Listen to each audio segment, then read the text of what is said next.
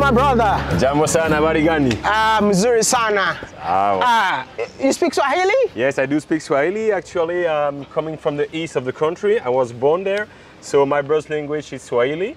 Here in Kinshasa, we do speak Lingala, and since I'm here a little bit more than 10 years... Since you speak Lingala, I need to say Mbote. Mbote nayo. What next? I'm Lawrence, sorry. Lawrence? Lawrence? Yeah. Oh, Lawrence. okay. Born and raised in Congo. Congo? In the east of Congo, in Kivu. You ever left the country? Yes, I did. Actually, when I was 8 years old, I left, and I used to live quite a lot of my life in Europe, in Belgium. I did travel a little bit over there, so I used to live in Spain, so I speak Spanish also. My best friend is coming from Italy. I learned Italian. So I really do appreciate languages, so okay. I try to do my best in different languages. And yes, it's been a little bit more than 10 years that we are back in our country. You lived how long abroad? I'm 41 actually, and I live like half abroad, half in Congo. And you've been back for how long now? A little bit more than 10 years, almost 11. And we came back and we started with a company, with the fruit juices. As you said, that the idea was really to promote it and to produce locally, because like we realized when we came back that quite a lot of products, to say like almost 99% of the products were imported. And we got everything. We got like, you know, a lot of raw material. What we know just in Africa. Raw material is really interested the entire world. Yeah. Every outside country come and take it, and they do transform it after and bring it back to us. Bring it back to us, and we buy it.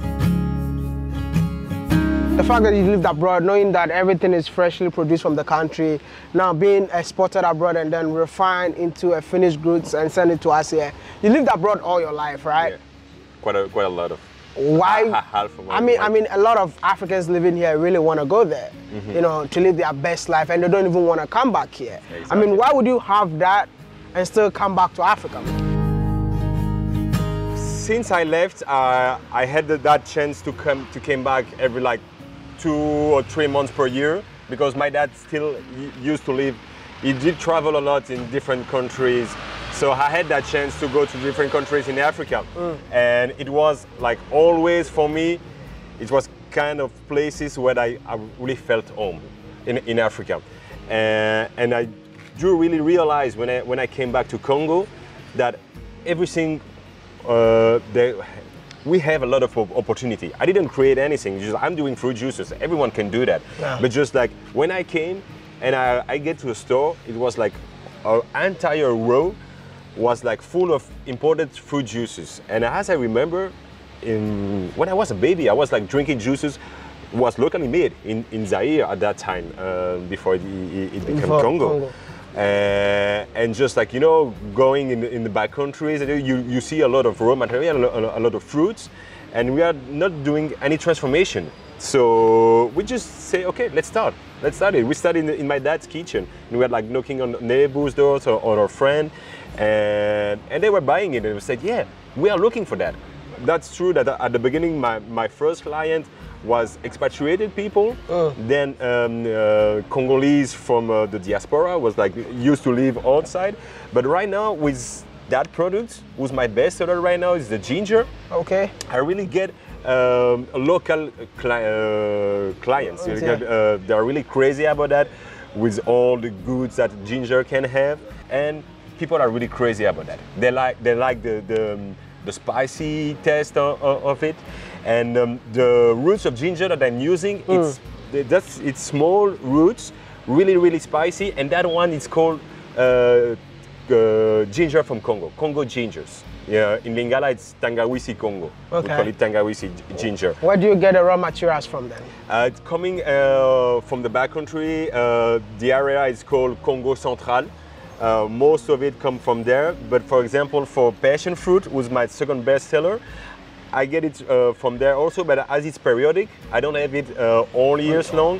So right now the period is over, and I bring it from the east, from where I'm coming from. Yeah. So it's more like you giving back to where you're coming from, because those are farmers from where you're coming from. You buy from them, exactly. And then you refine it into something else. Exactly. I transform it, and I give it like, or you say like the additional value, we can say. And I really wanted to work like hands to hands with them. I need them. I need farmers. And that's true that when at the first step when I met them, they were like, you know, all doing the same stuff, all doing vegetables, and they were like, okay, we don't sell quite a lot.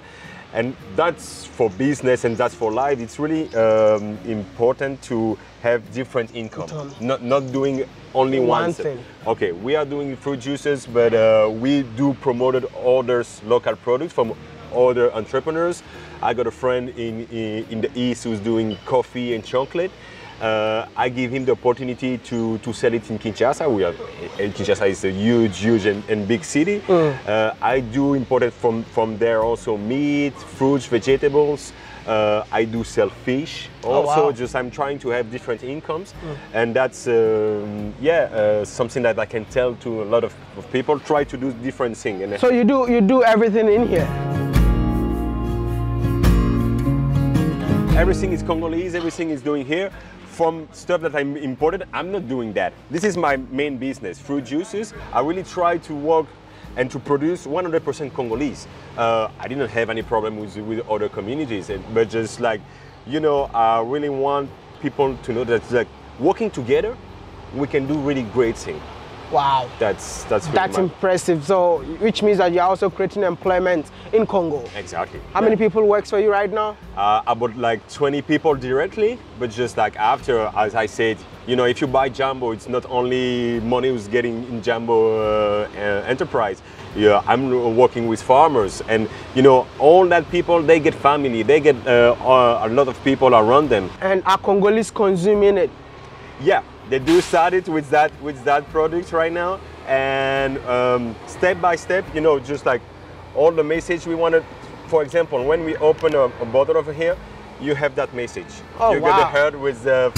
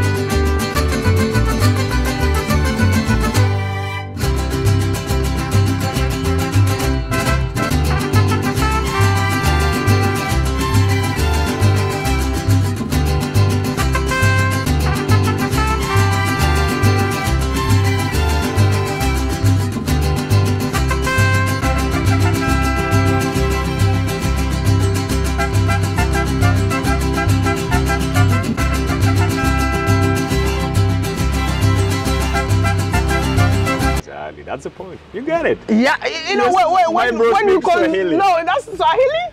I thought that's Lingala.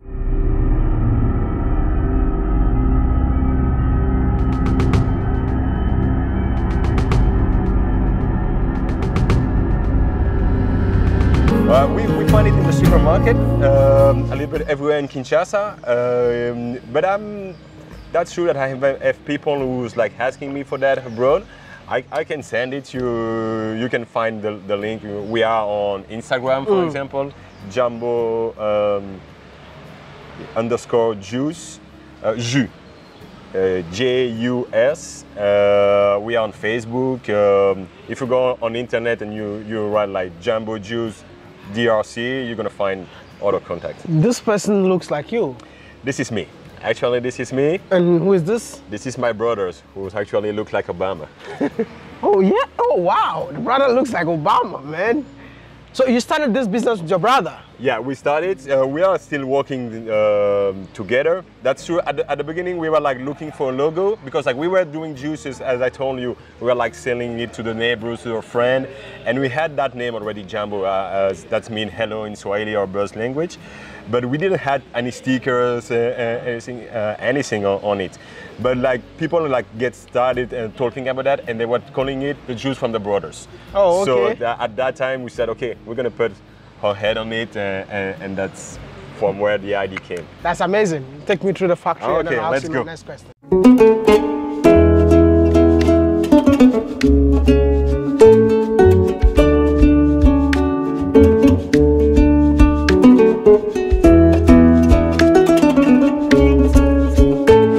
Okay, Maya, welcome to the factory. Thank you.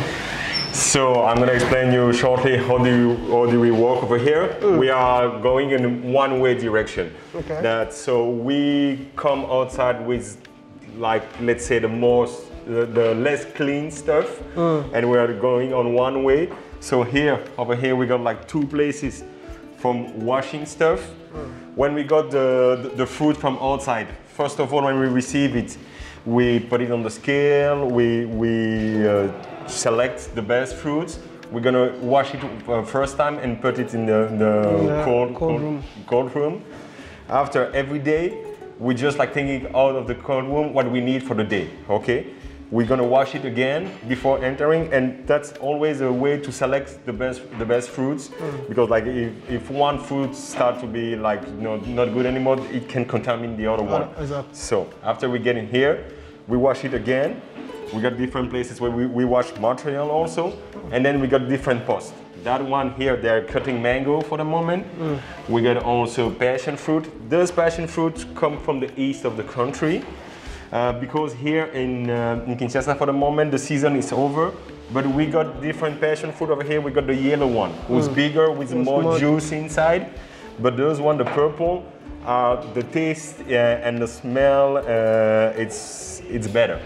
So we try to mix it, both of them. And when we do the transformation to promote, to give the opportunity to the farmers to work on other stuff, because we need really more. So if I can send a message just like to all the farmers here in Congo, if they are really interested to do some other stuff, I really need ginger, I need passion fruit, I need mango, I need lemon.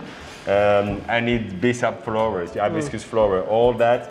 I can buy everything they can produce, because I'm really limited in my progression by missing the raw material. Which means the demand is high now. The demand is higher. I got demand from abroad, from outside the country, and I really want to do that, but not starting and not be able quickly to answer the demand. Just like that way, you're not like serious, and that's not the point. But my dream, and I'm really working every day for that, is to put in every country of the world a bottle of juice where it's right, coming from DRC, coming from Congo. Here they do cut and take what we have inside. We got like small machine. It's not really industrial yet. It's half manual. But at least you started from your kitchen and now you are here. Exactly. So which means that's the point. Bigger things ahead. Yeah. We are growing up. You are growing up for sure. And so over there, here we got the place where they're gonna fill it up after. Here we have a machine. Actually, our juices are natural. We don't put any additive on it. We don't put conservative, but we do pasteurize. We do pasteurize. It's a pasteurizer.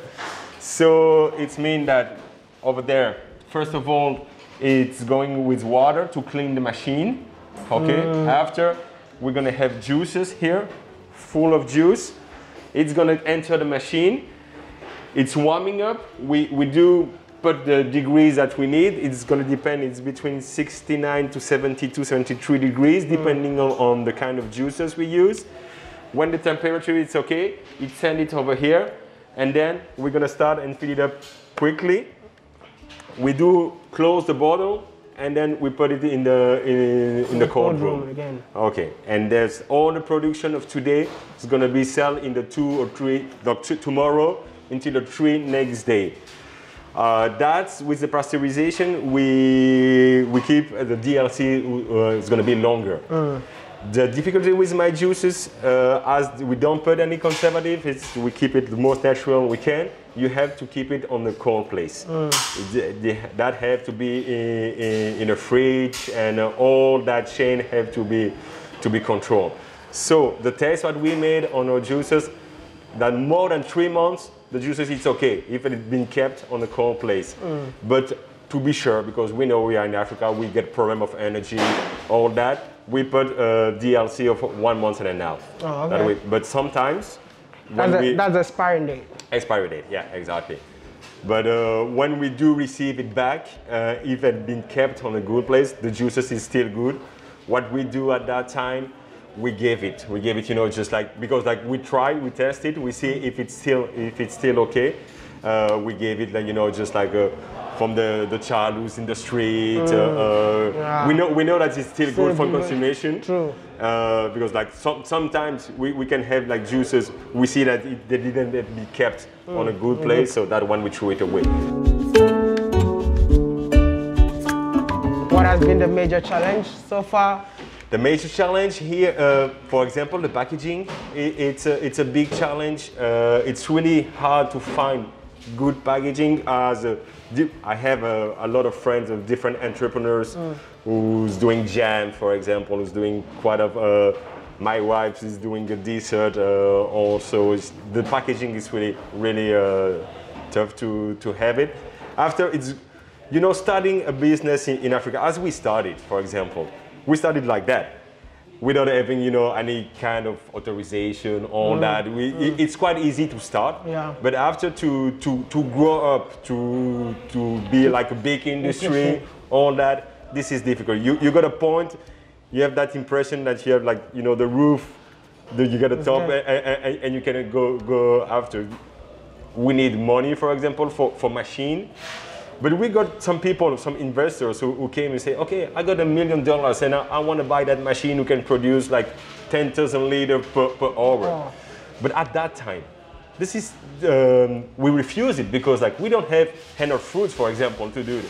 Okay, we're going to buy that machine and make it work 10 minutes on the day. That's not clever, you know? Exactly. And that's, if I can give, you know, just like some advices to people, you know, just that go step by step, do one step at a time, and don't want to go too fast because like you have to think about all that stuff. And to that people, that man who came in wanted to invest like $1 million, I tell him, okay, you can invest it into agriculture, because like if you bring me a lot of food, that way it's intelligent to buy that machine, and after we're gonna make money.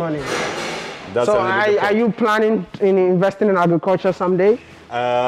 Directly, no, because like I'm not a farmer. Even if I'm coming from the east, where we are farmers, and that's not my field. That's not my job. Oh, wow, something happened. Yeah, this is electricity. Wow. This is energy. This is, I mean, are we still recording? Because this is the kind of problem that they face, you know, like production is going on and the country just switched off the light. Anyway, come out and let me ask you my next question. If you have something to tell Congolese out there, what would that message be? Just to realize that our country are blessed. We got everything. We know that, like, you know, we got like gold, we got petrol, we got like everything. We got cobalt, you know, all that. Inside it's Congolese. It's Congolese, and we do export that.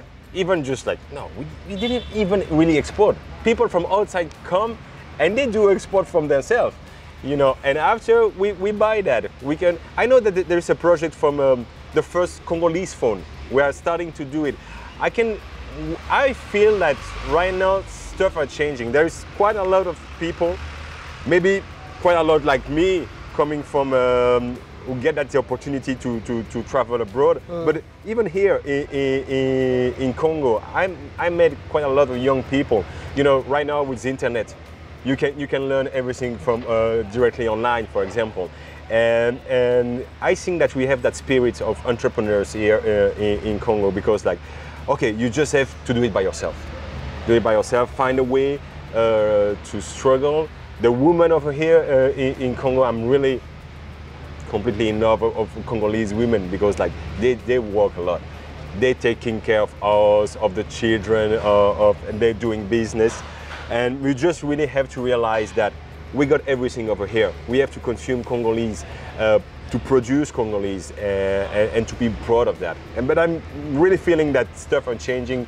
Quite a lot of people are into that mood, and just, yeah, keep it that way. Do you think that the Congolese in the diaspora, I mean the Congolese abroad, can help change the face of Congo?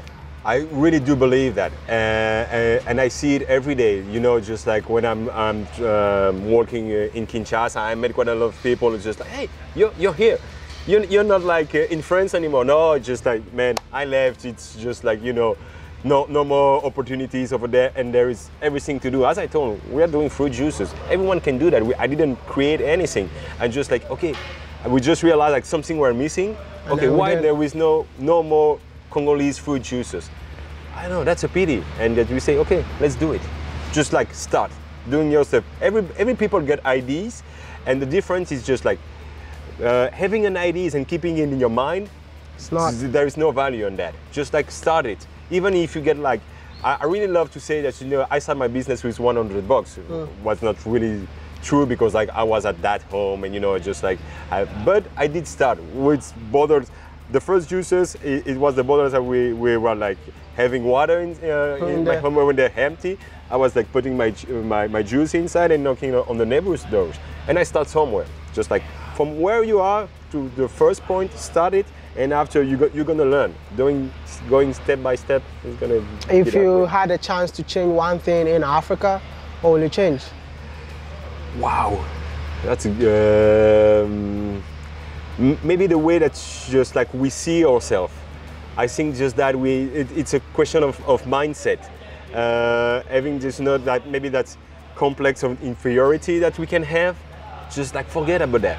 We are just like, you know, everything, the humanity starts over here in Africa. We have to remember that. And that we are capable of everything. We can do the same thing, and we can do even better. I want to know, where do we see Jambo Juice in the next 5 years? That's true that we have a Pan-African vision. If you see on the logo, you see on one side you have the map of Africa, on the other side you get the map of Congo. That's true that brand, that's two head from Obama and myself, my bro and myself, we really wanted to do it a Pan-African brand. That means that tomorrow if we got like some people who is interested to do that in Cameroon or in Ghana, for example, why not with you, Maya? Yeah. We can do it, you know, we keep it Africa on one side, we put the map of Ghana, and we do local products. We really have, you know, that small circuit. For example, I don't know if in Ghana, I've never been to Ghana, if there is no mango or no passion fruit, we don't do that, but we have another fruit like typically from Ghana, and we do promote it. And after, you know, people who's going to travel around Africa, they're going to find Jambo in Ghana one day, the day after they're in Senegal, they find Jambo again, and you know that's start to be Pan-African. I'm really feeling like an African, because I get that chance with my dad. We used to work in quite a lot of countries in Africa. So yes, I get a chance to live in Senegal, in Benin, where we discover Bissap, and here in Rwanda, in Congo Brazzaville. So yeah, I'm feeling home a little bit everywhere in Africa. I just want to say that thank you so much for talking to me. Thanks to you. I mean, he already told you guys how to get the juice. Make sure you check it out. The link will be in the description. Send him a message, buy from him, and tell him that WODE MAYA told you to buy from him. Thank you so much. Like the video, subscribe, and be part of the Million family. And I'm going to see you in the next one. Maya. Peace out.